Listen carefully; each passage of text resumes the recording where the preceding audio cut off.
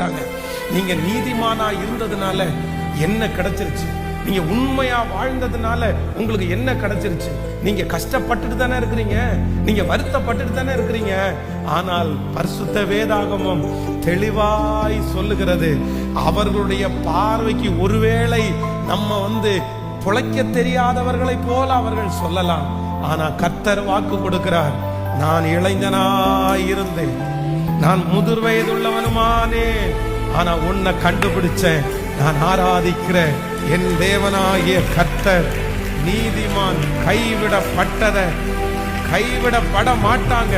நீதிமான் கைவிடப்பட மாட்டாங்க. அவங்க சந்ததிய கர்த்தர் வெட்கப்படுத்த விட மாட்டார்.